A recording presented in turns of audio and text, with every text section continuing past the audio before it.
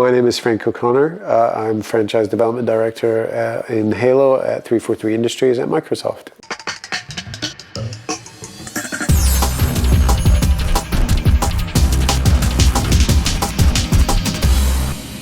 So you're over here for the EGL bout of the HCS.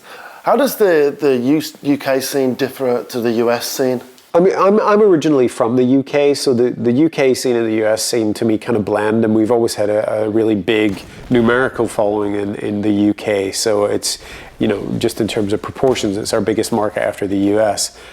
So it's always felt fairly natural and a really good extension. But I think this time it's becoming important as an individual place. The way that the UK feels, and even the way that inter-region places. If you look at the Premier League, it's really about identifying with a place, right? It's about whether you live in Manchester or Liverpool, or whether you're in Manchester United or Manchester City, and people get really micro and macro about their location and their regional allegiances and rivalries, and I think that's something that we can actually support and encourage. And we don't want to make it negative, but I think that if people have something to connect to that is either bigger or more important than the granular aspects of the game, and that might be a region, that might be a local loyalty, it might be a national identity, it might be a sort of international identity in the case of Europe, for example, then I think that's an important way to make the sport and the game much more accessible to a broader audience. And that's one of the next challenges for esports is people's games are perfect. League of Legends is perfect, but we have to make this stuff digestible and watchable by bigger audiences, and make it more influential, make it more widespread. I want to do that for selfish reasons. The more people who are playing Halo, forget the fact that we'd make more money, but we'd have a better experience for everyone. We'd have a smoother, more fluid matchmaking experience. So a very selfish level and a very granular level, I want regions to enjoy it, I want nations to enjoy it, and I want the international community to enjoy it. Do you ever see it escalate into kind of a nation versus nation World Cup kind of thing? I would love to see, firstly, intra-regional rivalries. We would go back to the Manchester-Liverpool rivalry, for example. But I'd love the idea of, I think Scotland's playing England in the World Cup of cricket today. Well, I'm pretty sure Scotland's going to lose, but I'm sure we'll try very hard. But those rivalries, I think, make it more palatable for a broader audience, but they also make the stakes higher. The stakes in a single encounter in Halo are who wins or dies, and you have infinite lives, right? So the stakes they're philosophical, but if you start to make them more broadly philosophical, and you start to make the stakes the pride of your city or the pride of your country, then it becomes more exciting for everyone. It becomes more exciting for the people who are playing, but infinitely more exciting for the people who are watching. So I totally encourage that, and I think that's an important aspect of it. I think more importantly, even in being over here in Europe, we're starting to think about, well, Southern Europe doesn't have as much access to tournaments. How can we help fix that? How can we give them tools to make their regional tournaments better so that we can see the talent and the representation that they can pour into the broader international esports scene? And, there are places where we don't even really distribute properly, like the Middle East, and that's something that we want to support and make sure that those guys are communicating with each other by competing. And I think that's one of the great things about the human spirit is we can compete with each other and have friendly and enjoyable rivalries that mean something to people. At the moment, the PC scene is obviously so much bigger than the console scene in terms of eSport. Obviously, you've got League of Legends, you've got Dota and all those. What kind of reason do you see for that? I think that the reason that PC eSports is bigger than, just numerically bigger than consoles, there's a slightly lower barrier to entry. You can literally buy a $100 PC and play something, and people have PCs in their house. If you could play a game on a microwave oven, everyone would be playing, right? When you buy a console, it's an investment in fidelity, it's an investment in technology, it's an investment in experience, and so there's these little barriers to entry.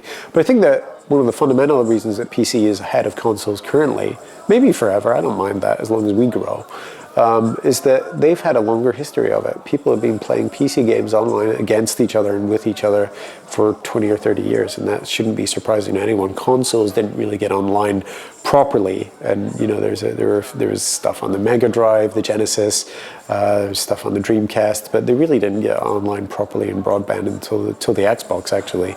And in our case, in the case of Halo, that wasn't until 2004. So they just have a longer, richer tradition and obviously a bigger foundation. Can you ever vision a console game reaching the levels of League of Legends kind of thing?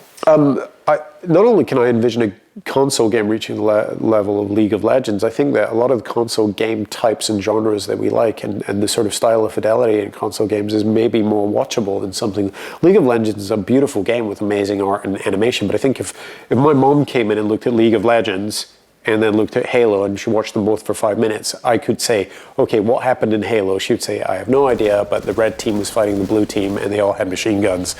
League of Legends, I'm not sure she'd be able to maybe parse that. I think that's a thing for more sophisticated gamers, and I think that's good. I think if we dumb down everything, we end up with a vanilla diluted product. So I like the idea that we're always going to have these more complex, complicated experiences, as well as more spectacular sort of Hollywood experiences. I think that's fine. Do you think the accessibility then of console games will then lend it to a better mainstream market? Console games are generally designed to be a little bit more accessible than PC games, in large part because of the sort of input and relaxation methods that are employed. I think people, when they're playing PC games, are generally playing with a mouse and keyboard at a desk, and the first thing that I hear in an argument is, well, you can play your PC on the couch with a big TV and a laptop device. But none of the people who ever say that to me are doing that. They're all playing at a desk. I think that the interesting thing about console socially, you certainly see this with kids' games, with things like Mario Kart and so on, is that the family can kind of gather around one TV, so the sort of modern fireplace, and enjoy this sort of shared experience, even if they're just watching. And that obviously, that's an important aspect of what it is that we do in a first-person shooter, is we make the game watchable as well as playable and immersive. And in terms of eSports in general, I mean, we're seeing it grow year on year. I mean, how long do you think it's going to be before it's actually accepted by the mainstream? And because, I mean, there's no mainstream coverage, even though, like, you can sell out Wembley. You know, as a gentleman of a certain age, what we do as a society is we take our demographics and we slice them up into these neat little chunks and move those chunks around into discussion. Like, I grew up as ostensibly Generation X, right? And what did that really mean? I think it meant, like, you probably had a Billy Idol album. That was about the only thing that we could unify around. And right now it's millennials. Well, what does that really mean? These are the components of the mainstream. That's it. Like, if we talk about mainstream, that's just people enjoying stuff. And I get very tired of watching news reports about video games in 2015 where the reporter, who's apparently the only person on their entire block who's never played a video game, which is bizarre, talks about video games as if they just arrived. And we've been playing video games for 40 years. They are a part of the mainstream culture. They could be more watchable, they could be more accessible, but there's nothing fundamentally about video games right now that can't be mainstream, for whatever that means. And I think that most of the people who are indulging in any kind of televised or audio video entertainment right now grew up in a world with video games, and so they're not alien to anybody except apparently some news reporters. And that has always baffled me for 20 years, so it continues to baffle me. Video games are mainstream. We have to make them more watchable. We have to make the sport more exciting. And you know, Twitch, to be perfectly frank, has a lot more viewers than a lot of big networks. So the tools are already there. I think it's really the definitions need to change, not the numbers or the demographics.